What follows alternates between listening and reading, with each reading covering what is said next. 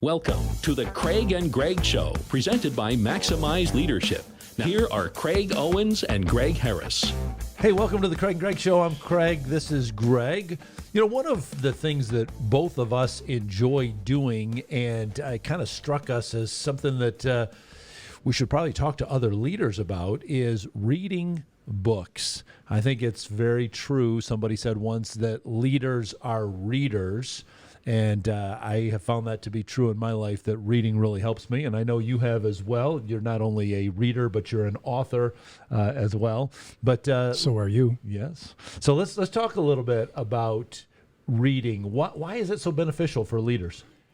I think for some leaders, they look at reading like their industry magazine. Mm-hmm. That's information, but reading can be fictional, historical.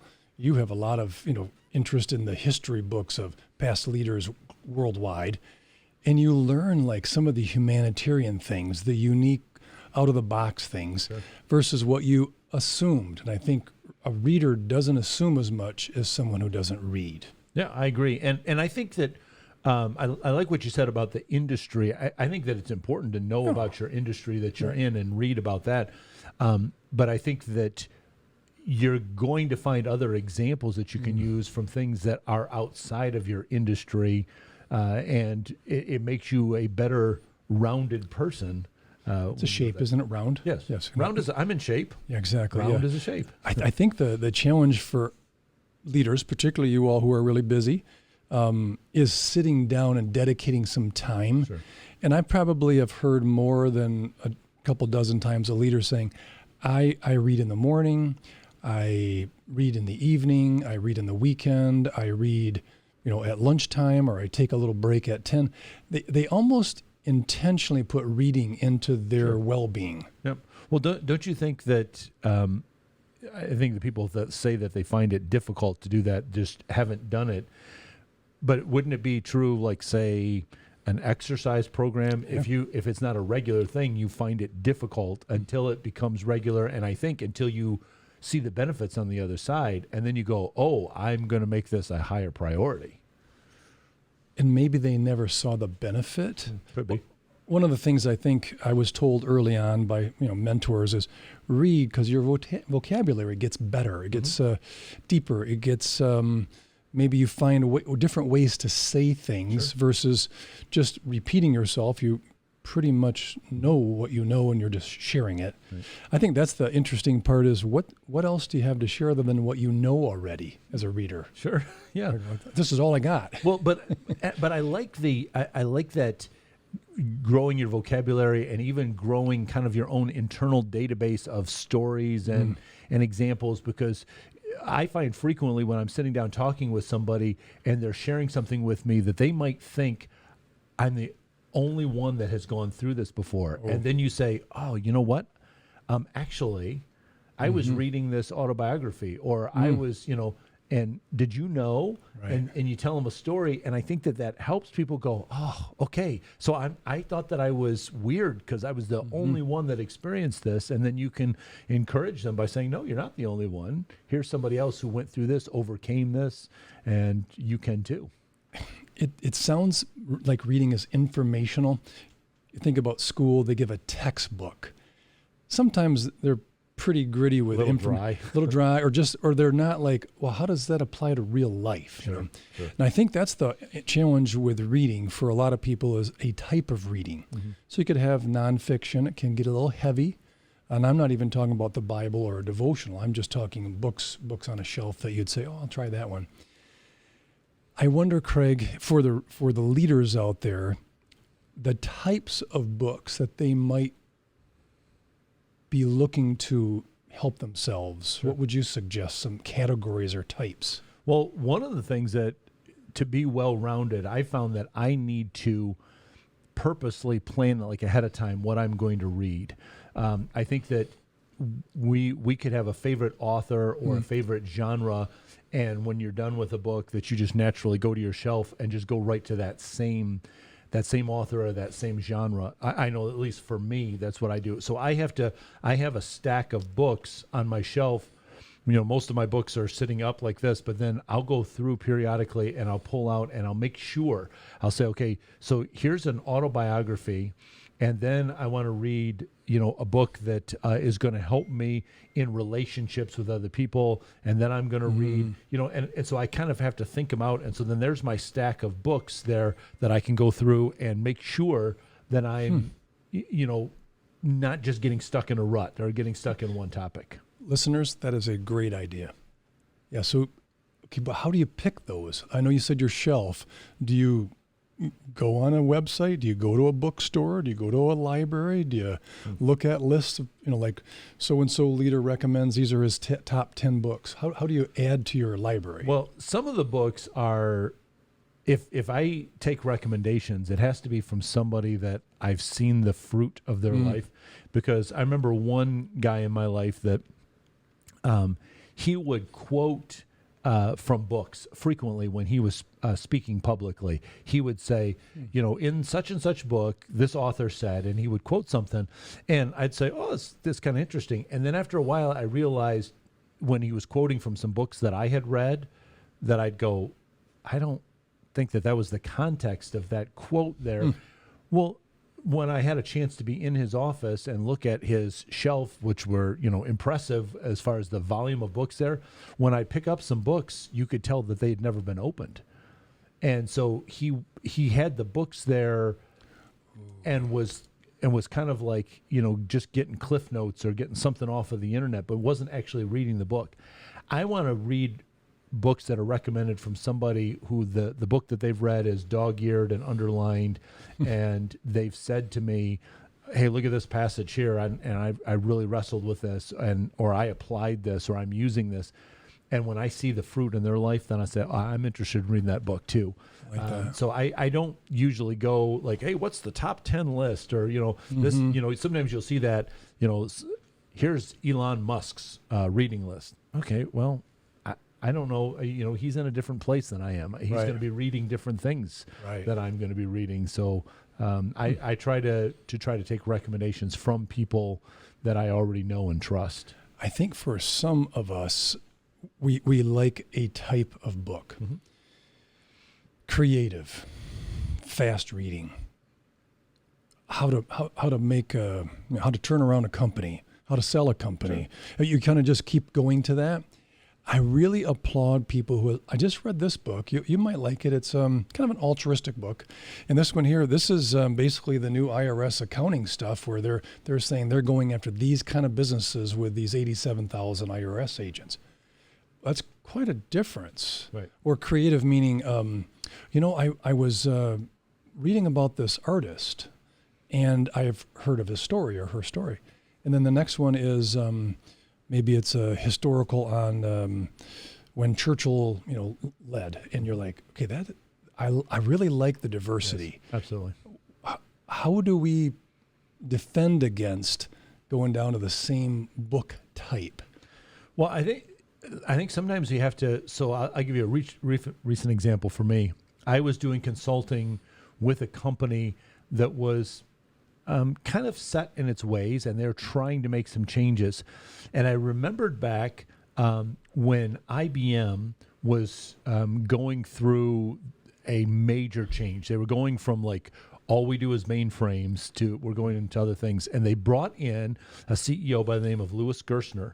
And after he had led this turnaround in IBM, he wrote a book called Who Says Elephants Can't Dance?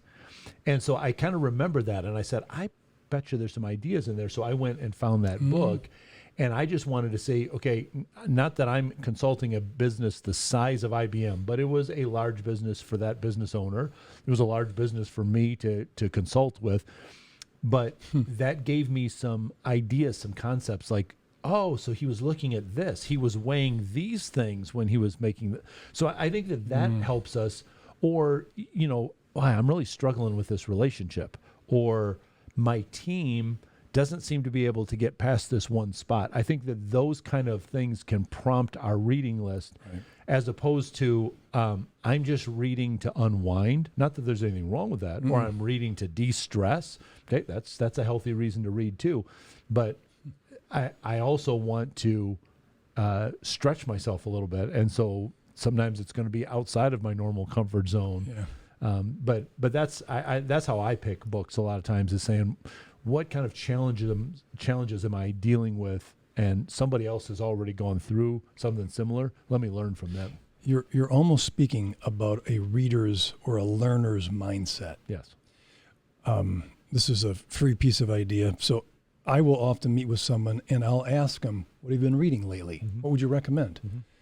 And sadly, the numbers aren't real high on, like 8 out of 10 don't tell, they can't say, oh, these are the last 3 books I read this month. So then I'll ask, what would you like to read?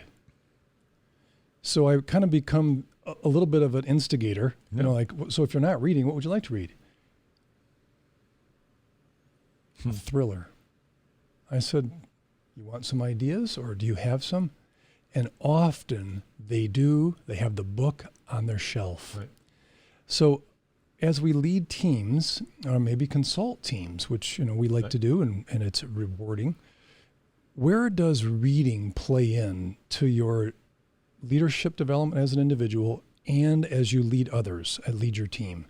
How could we use books, reading, that sort of initiative? I found when I've been leading teams where if I will get a copy of a book for all of us, and I'll say, we're going to work our way through this. So like one time I did John Maxwell's book, the 21 Laws of Leadership. Another time I used his book, The 17 Laws of Teamwork. And I said, okay, so let's everybody read chapter 1. And next week when we get together, we're going to kind of build on that. So we used John Maxwell's thinking to get the conversation started. And I had already kind of gone in my computer and outlined some things and said, here's some questions that I could ask. That I discovered not only helped our team grow together, because we're using a lot of the same language then, but that also prompted, I think some people kind of went, I never thought about reading this kind of way. And that really opened the door for a lot of them to begin to start reading on their own. So I think that we as leaders can help others discover that, whether it's, like you did, asking a question, well, what would you like to read? Well, it was easy for them to say, I haven't read anything, and then phenomenal amount of excuses. Oh, of course. We're so good at those. I'm so busy. Yeah. And so I thought, but I decided to ask that second question. Sure. So if you were going to agree to or try, what would you read? And it's then they think. They've already got the precursor answers to why I'm not reading. Sure. But you talked about Dr. Seuss earlier, and I found a quote from him on reading. I just love the poem. I mean, when he wrote that, you think, that's a talented guy. So here's one about reading. The more that you read, the more things you will know. The more that you learn, the more places you'll go. I thought, that's us as leaders, right? Yes, We're not sitting in a chair in the office and that's all we're going to do that day. And as we lead or we develop leaders, one of our goals as leaders, develop other leaders, where are you going? And I think books really open the mind and the heart to, I wonder what God's saying here. Yep. What did this author mean by that? Yep. How can I apply that to? So what are you reading?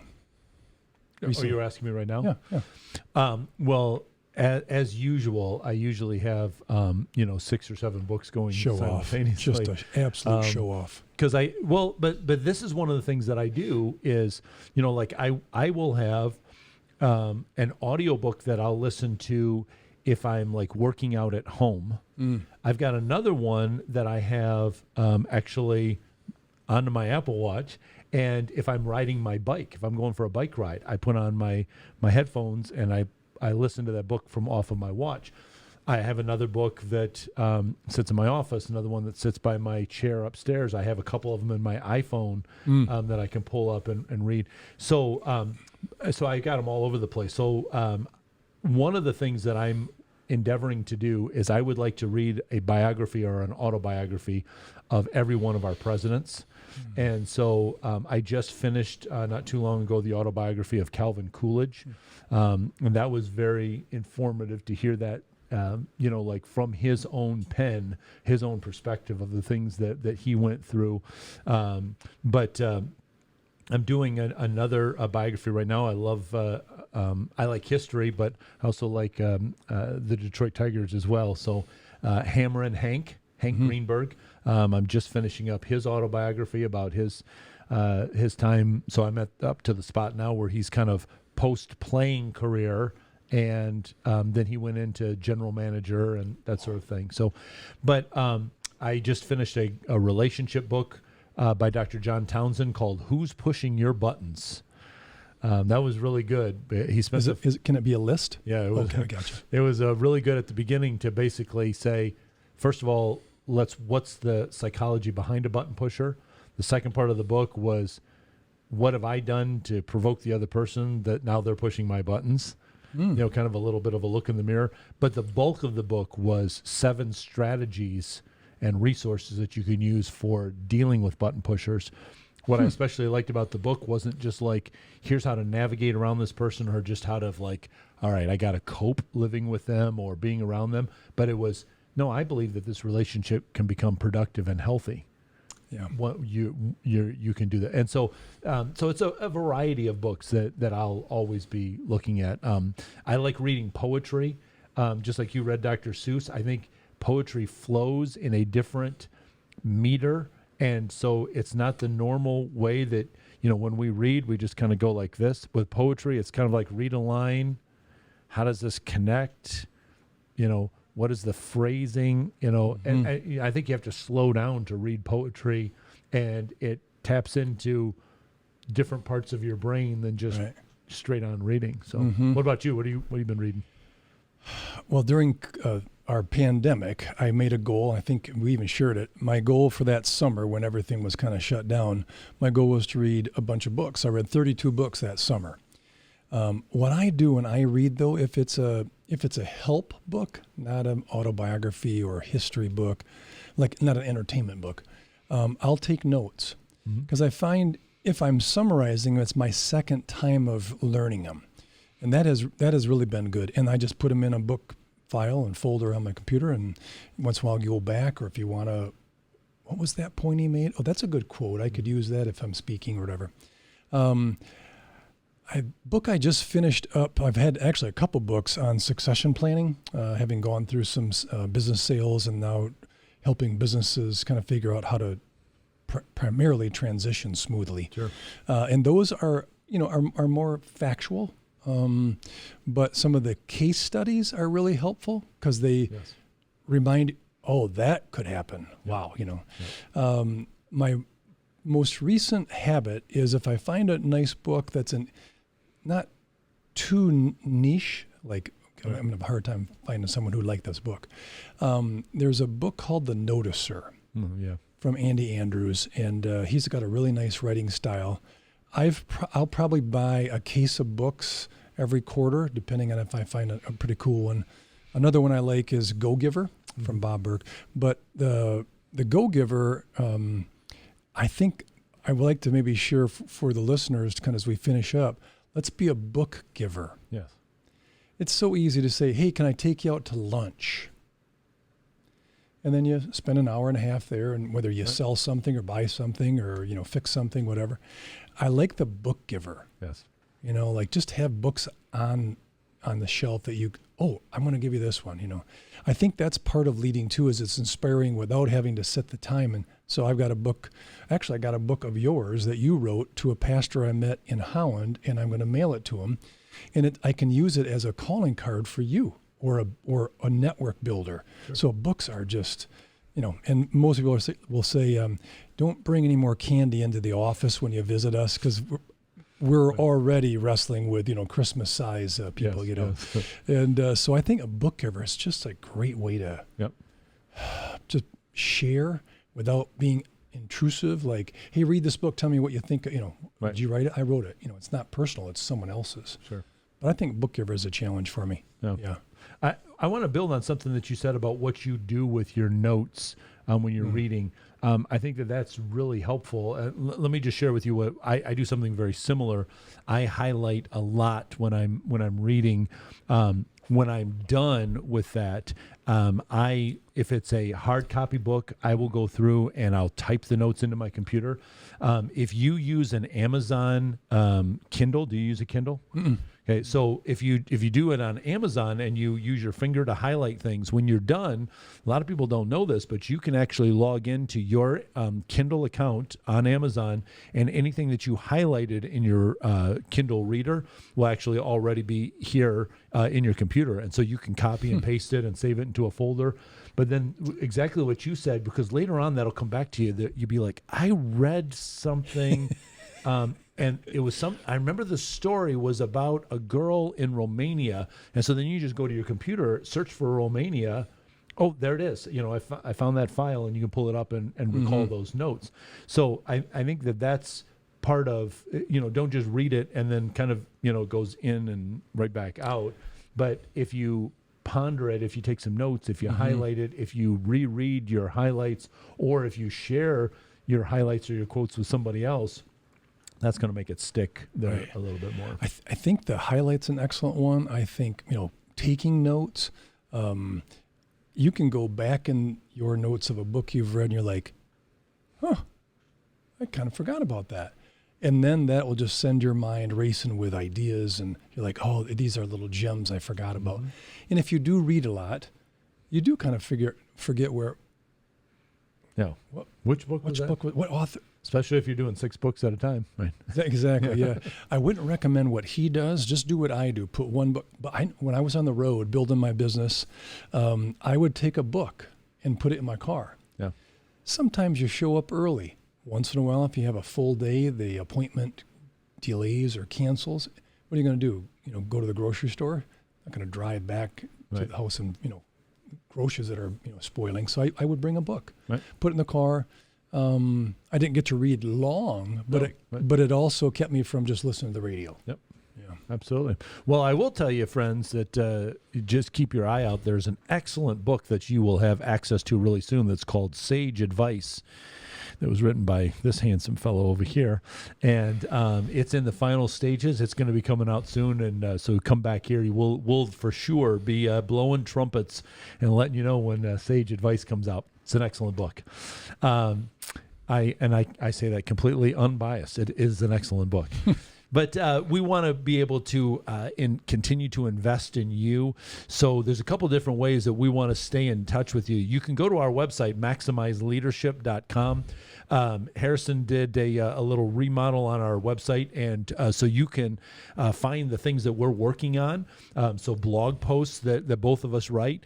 One of the things that I share frequently is quotes from books that I've read, and so you'll see this stream in there of these different things, and you can follow along with us outside of our regular broadcasts. But there's also a page in there about our coaching huddles.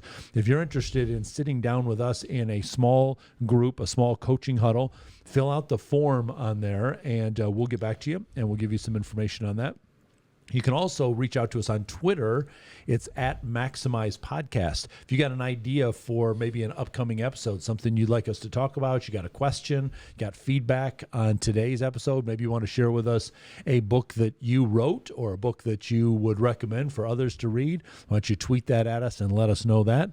We'd be happy to engage with you there. So we are here to try to resource you. We want you to be the best leaders that you can be. So stay tuned. We got more great content coming for you soon.